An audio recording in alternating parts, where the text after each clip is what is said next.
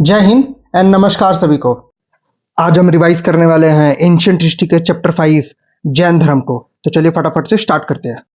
Jainism, Jain धर्म के संस्थापक ऋषभदेव थे। जैन धर्म में कुल 24 तीर्थंकर थे जिन्होंने समय समय पर जैन धर्म का प्रचार प्रसार किया। ऋषभदेव जैन धर्म के पहले तीर्थंकर थे। ऋषभदेव को कैलाश पर्वत के निकट सहेतुक वन में निर्वाण की प्राप्ति हुई थी। निर्वाण मतलब ज्ञान की प्राप्ति होना। जैन धर्म के पहले तीर्थंकर यानी ऋषभदेव और 22वें तीर्थंकर अरिष्टनेमी, इन दोनों का उल्लेख ऋग्वेद में मिला है। कुछ प्रमुख जैन तीर्थंकर और उनके प्रतीक चिन्ह। मैंने यहाँ टेबल के फॉर्म में सारे तीर्थंकर और उनके प्रतीक चिन्ह जो इंपॉर्टेंट थे वो लगा दिए मैंने यहाँ पर। आप लोग वीडियो को पॉज करो और फटाक से इनको पढ़ डालो। एग्जामिनर आपसे डायरेक्ट एक लाइन में क्वेश्चन पूछ देगा और आपको 5 तो हमेशा याद होने चाहिए। ऋषभदेव जो एक मल्लीनाथ थी जो 19वें नंबर की तीर्थंकर थी क्योंकि वो एक महिला थी, और 22वीं, 23वीं और 24वें, इन 5 का चिन्ह तो आपको हमेशा से याद होना चाहिए। आगे चलते हैं। जैन धर्म के 90% क्वेश्चन पार्श्वनाथ जी से या फिर महावीर स्वामी जी से ही बनते हैं। तो एक बार पार्श्वनाथ जी को देख लेते हैं, उसके बाद महावीर स्वामी पे चलेंगे। जैन धर्म के 23वें तीर्थंकर पार्श्वनाथ जी थे। पार्श्वनाथ जी को झारखंड के सम्मेद शिखर पर ज्ञान की प्राप्ति हुई थी, जिस कारण सम्मेद शिखर का नाम पारस की चोटी रखा गया। ज्ञान के प्राप्ति के बाद इन्होंने चतुरायम का उपदेश दिया जो निम्नलिखित है। झूठ ना बोलना यानी सत्य, धन संग्रह न करना मतलब अपरिग्रह, चोरी न करना मतलब असत्य, हिंसा न करना मतलब अहिंसा। जैन धर्म के 24वें तीर्थंकर एवं अंतिम तीर्थंकर महावीर स्वामी जी थे। महावीर स्वामी जी को जैन धर्म का वास्तविक संस्थापक माना जाता है। इनके बचपन का नाम वर्धमान था। इनके पिता का नाम सिद्धार्थ था जो कि ज्ञात्रिक कुल के राजा थे। उनकी माता का नाम त्रिशला था जो कि लिच्छवी नरेश चेतक की बहन थी। इनके बड़े भाई का नाम नंदीवर्धन था। महावीर स्वामी का जन्म 1540 ईसा पूर्व वैशाली के निकट कुंडल ग्राम में हुआ था। इनकी पत्नी का नाम यशोदा तथा इनकी बेटी का नाम प्रियदर्शिनी था। महावीर स्वामी के दामाद जमाली थे तथा यह महावीर स्वामी के प्रथम शिष्य भी थे। 30 वर्ष की आयु में इन्होंने अपने बड़े भाई नंदीवर्धन से आज्ञा लेकर गृह त्याग कर दिया। 12 वर्ष की कठोर तपस्या के बाद जाम्बिका ग्राम के निकट ऋजुपालिका नदी के तट पर एक बरगद के पेड़ के नीचे इन्हें ज्ञान की प्राप्ति हुई। जैन धर्म में ज्ञान की प्राप्ति को कैवल्य कहते हैं। महावीर स्वामी ने अपना पहला उपदेश राजगीर में प्राकृतिक भाषा में दिया था। महावीर स्वामी का पहला भिक्षुक उनका दामाद जमाली बना। अभी 1 मिनट पहले ये बात बताई थी ना। इन्होंने अपना अंतिम उपदेश पावापुरी में दिया था। इन्होंने ब्रह्मचर्य का उपदेश दिया। महावीर स्वामी ने त्रिरत्न दिए जो निम्नलिखित हैं। सम्यक ज्ञान राइट नॉलेज, सम्यक दर्शन राइट बिलीव, सम्यक आचरण राइट एक्शन। महावीर स्वामी जी ने ईश्वर के अस्तित्व को नहीं माना, जिस कारण उन्होंने मूर्ति पूजा और कर्मकांड का विरोध किया। महावीर स्वामी ने पुनर्जन्म को माना और पुनर्जन्म के सबसे बड़ा कारण आत्मा को बताया।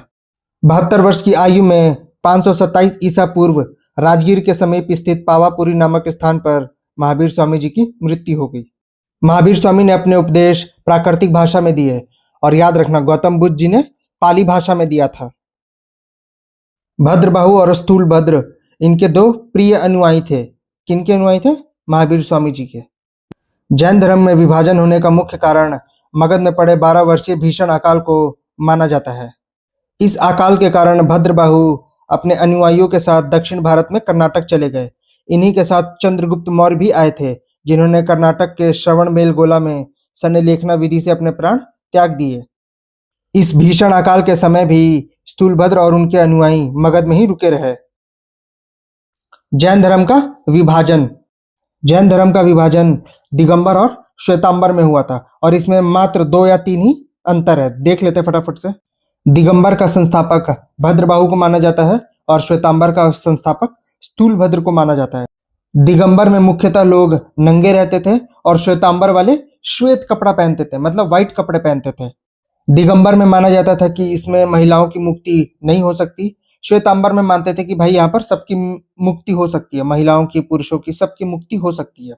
एक और बात थी, मैं लिखना भूल गया, आप लोग याद रखना। दिगंबर के अनुसार महावीर स्वामी एक इंसान थे, इसीलिए इनकी मूर्ति पूजा नहीं होती थी। लेकिन श्वेतांबर के हिसाब से ये एक भगवान का रूप थे, इसलिए यहाँ पर मूर्ति पूजा होती थी। तो दिगंबर में मूर्ति पूजा नहीं होती थी, श्वेतांबर में मूर्ति पूजा होती थी। एक बात और याद रखना आप लोग, जैन धर्म का विभाजन किस समय हुआ था? चंद्रगुप्त के समय। जैन धर्म के प्रचार प्रसार के लिए दो प्रमुख जैन संगतियां भी हुई थी, जिसका उद्देश्य जैन धर्म के पवित्र ग्रंथों का संकलन और संरक्षण करना था। पहली जैन संगति 300 ईसा पूर्व में पाटलिपुत्र में हुई थी और इसकी अध्यक्षता स्थूलभद्र ने की थी। इस पहली जैन संगति का परिणाम क्या रहा? जैन धर्म के 12 ग्रंथों 12 अंगों का संपादन किया गया और जैन धर्म दिगंबर और श्वेतांबर में विभाजित हो गया। दूसरी बौद्ध संगति 512 ईस्वी में हुई थी और यह गुजरात के वल्लभी में हुई थी और इसकी अध्यक्षता देवाधीश क्षमा श्रमण ने की थी। और दूसरी बौद्ध संगति का परिणाम क्या निकला? इसमें 12 अंगों और 12 उपअंगों को अंतिम रूप से संकलन कर दिया गया। अब कुछ इंपॉर्टेंट बातें जो मैं प्रीवियस ईयर क्वेश्चन पेपर से लेकर आया हूँ, एटलीस्ट कुछ छूटे ना यार जैन धर्म से, है ना। मैं वो वन लाइनर के फॉर्म में लेकर आ गया। चलिए फटाफट से इसको भी देख लेते हैं। महावीर स्वामी के समकालीन शासक बिंबिसार और अजातशत्रु थे। जियो और जीने दो, यह महावीर स्वामी का कथन है। जैन धर्म में प्राण त्यागने की विधि को सन्निलेखना विधि कहते हैं, मतलब भूखा रहकर प्राण त्यागना। जैन धर्म के कुछ प्रमुख ग्रंथ 12 अंग, 12 उपंग, आचरंग सूत्र, कल्प सूत्र, भगवती सूत्र। आप लोग इस भगवती सूत्र को याद रखना, यह बहुत बार क्वेश्चन पूछा गया है और ये क्यों जरूरी है ये भी बता देता हूँ।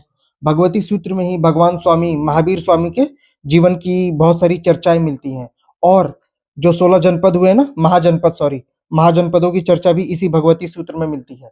मौर्य काल में मथुरा जैन धर्म का प्रमुख केंद्र था। मैंने आप लोग को पहले भी बताया था ना बौद्ध धर्म वाली वीडियो में कि गांधार कला का संबंध बौद्ध धर्म से है और मथुरा कला का संबंध जैन धर्म से है। भूलना नहीं आप लोग, याद रखना। कर्नाटक में चामुंड शासकों ने गोमतेश्वर का जैन मंदिर बनवाया, जिसे बाहुबली के मंदिर के नाम से भी जाना जाता है। बाहुबली का मंदिर के नाम क्यों दिया गया इस मंदिर को? क्योंकि जो पहले जैन धर्म के तीर्थंकर थे ना, ऋषभदेव, उनके पुत्र का नाम बाहुबली था। चंदेल शासकों ने खजुराहो में एक जैन मंदिर बनवाया। खजुराहो हिंदू और जैन दोनों धर्मों के लिए एक पवित्र स्थान है, जबकि अजंता बौद्ध, जैन और हिंदू तीनों धर्मों के लिए पवित्र स्थान है। राजस्थान के माउंट आबू पहाड़ी पर दिलवाड़ा का प्रसिद्ध जैन मंदिर है, जिसको चालुक्य शासकों के मंत्रियों ने, जो विमल शाह, वस्तुपाल और तेजपाल द्वारा बनवाया गया था।